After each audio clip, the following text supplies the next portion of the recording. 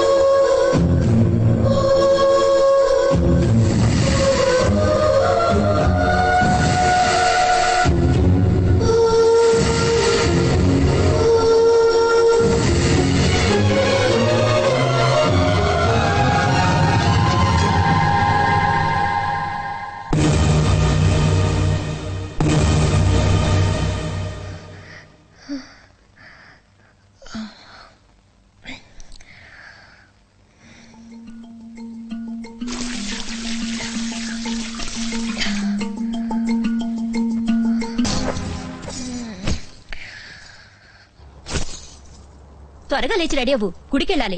ఇవాళ శుక్రవారం. నిద్రపోవడానికి కళ్ళు మూసుకుంటే చాలే, కట్టెలు మూసుకోనక్కర్లేదు.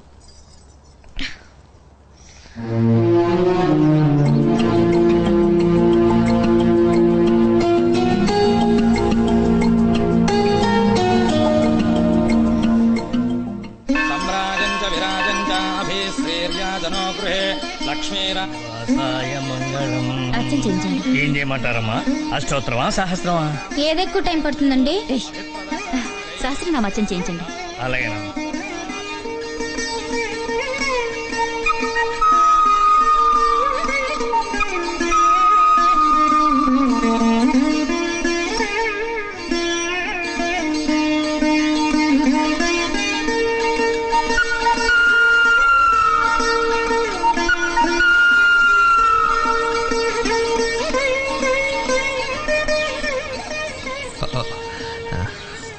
ఇక్కడేం చేస్తున్నావు?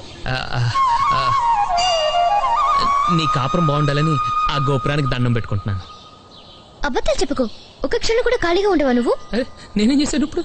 ఏం తెలియనట్టు మొహాల పట్టుకో. ఇందాక నుంచి అమ్మాయికి నువ్వు లైన్ వేయట్లేదు. తెలిసిపోయిందా నీకు? పిచ్చిముండ ఇంకా దానికే తెలియలేదు.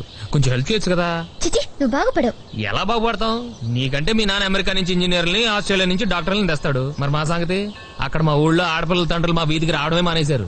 ఎక్కడ మా నాన్న పెళ్లి సంబంధాలు అడుగుతాడు అని భయం వేసి. ఇటు చూడు, ఆల్రెడీ 1/2 ఎకరం పోయింది. ఓ పక్క వయసు అయిపోతుంది. మా టెన్షన్లు మాకుంటాయమ్మా.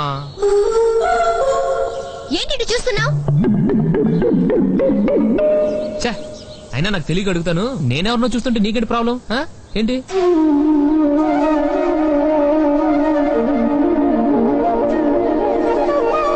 నువ్వంటే నాకు ఇష్టం. జోక్ లేకు. ఏరా, నీకోసారి చెప్తే అర్థం కదా? నువ్వు నాకు నచ్చావు. వేరే అమ్మాయిని ఎవరైనా చూసావనుకో, చంపేస్తాను. అండర్స్టాండ్?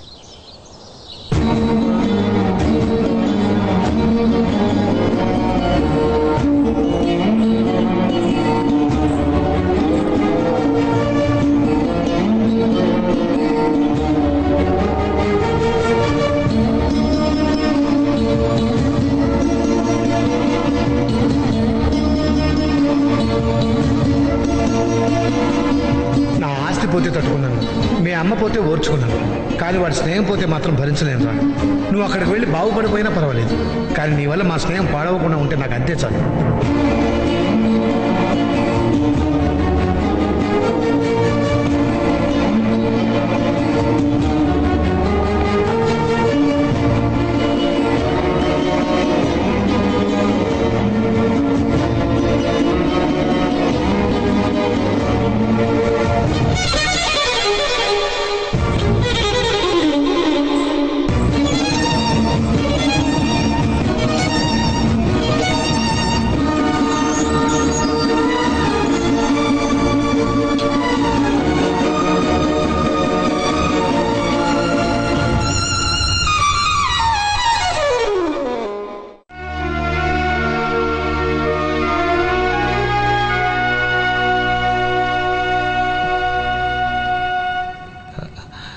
అంకుల్,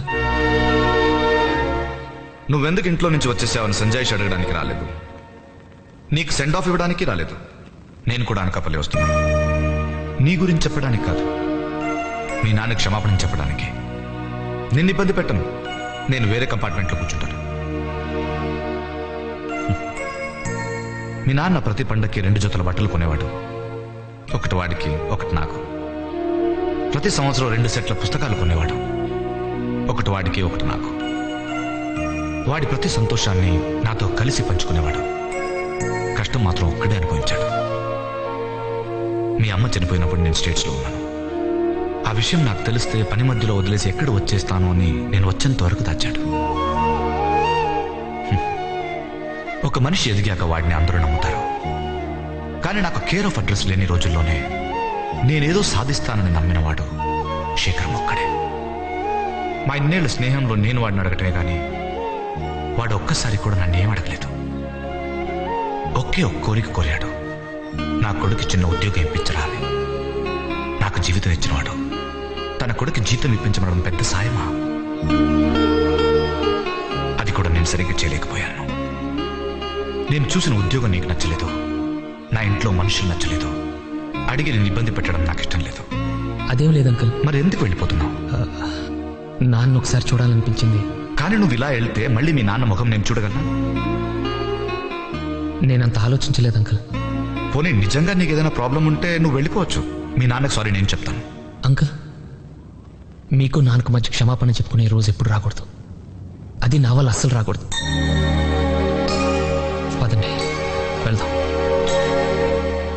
వెంకీ, శేఖరం కొడుకంటే నా ఇంటికి బంధువు కాదు, నా ఇంట్లో మనిషి, అది మర్చిపోకు.